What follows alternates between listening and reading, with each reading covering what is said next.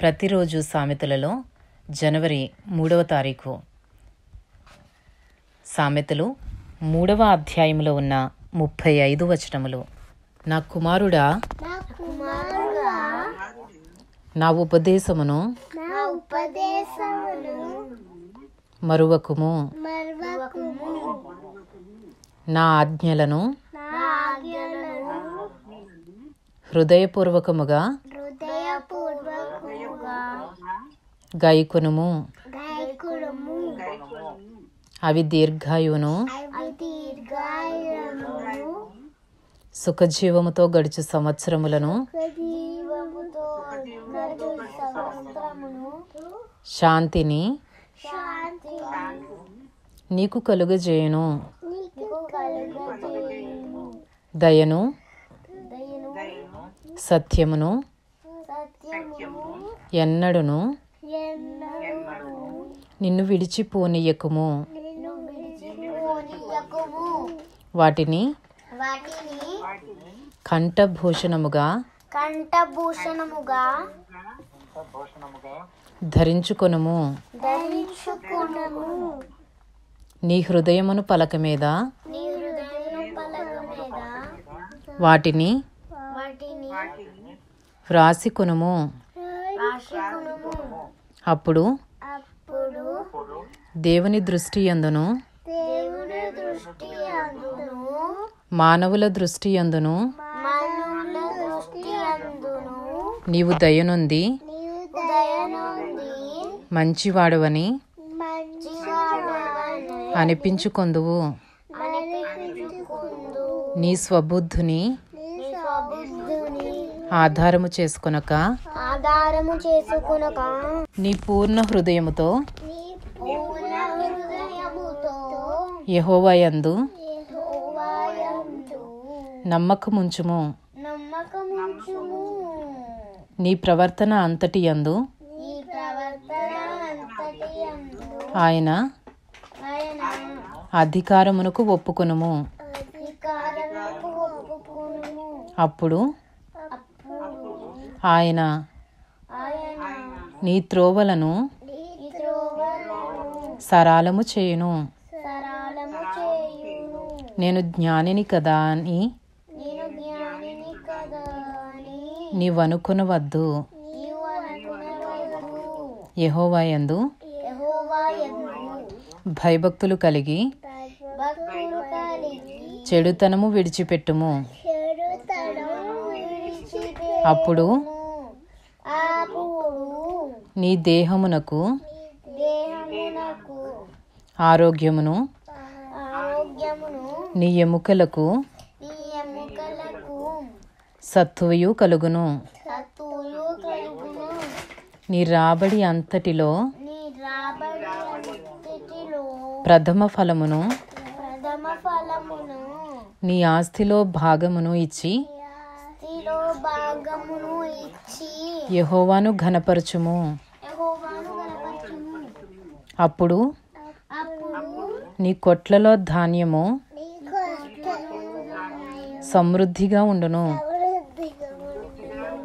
నీ గానుగలలో నుండి క్రొత్త ద్రాక్షారసము పైకి పొరలి పారును. నా కుమారుడా, యెహోవా శిక్షను తృణీకరింపవద్దు. ఆయన గద్దింపునకు విసుకవద్దు. తండ్రి తనకు ఇష్టుడైన కుమారుని గద్దించు రీతిగా యెహోవా తాను ప్రేమించు వారిని గద్దించును. జ్ఞానము సంపాదించిన వాడు ధన్యుడు. వివేచన కలిగిన నరుడు ధన్యుడు. వెండి సంపాదించుట కంటే జ్ఞానము సంపాదించుట మేలు. అపరంజి సంపాదించుట కంటే జ్ఞాన లాభము నొందుట మేలు. పగడముల కంటే అది ప్రియమైనది. నీ ఇష్ట వస్తువులన్నీ దానితో సమానములు కావు. దాని కుడి చేతిలో దీర్ఘాయువును, దాని ఎడమ చేతిలో ధన ఘనతలను ఉన్నవి. దాని మార్గములు రమ్య మార్గములు. దాని త్రోవలన్నయు క్షేమకరములు. దానిని అవలంబించు వారికి అది జీవవృక్షము. దాని పట్టుకుని వారందరూ ధన్యులు. జ్ఞానము వలన యెహోవా భూమిని స్థాపించెను. వివేచన వలన ఆయన ఆకాశ విశాలమును స్థిరపరచెను. ఆయన తెలివి వలన అగాధ జలములు ప్రవహించుచున్నవి. మేఘముల నుండి మంచు బిందువులు కురియుచున్నవి. నా కుమారుడా, లెస్సైన జ్ఞానమును వివేచనను భద్రము చేసుకునుము. వాటిని నీ కన్నుల ఎదుట నుండి తొలగిపోనీయకుము. అవి నీకు జీవముగాను నీ మెడకు అలంకారముగాను ఉండును. అప్పుడు నీ మార్గమున నీవు సురక్షితముగా నడిచెదవు. నీ పాదము ఎప్పుడునూ తొట్టిల్లదు. పండుకొనున్నప్పుడు నీవు భయపడవు. నీవు పరుండి సుఖముగా నిద్రించెదవు. ఆకస్మికముగా భయము కలుగునప్పుడు దుర్మార్గులకు నాశనము వచ్చినప్పుడు నీవు భయపడవద్దు. యెహోవా నీకు ఆధారమగును.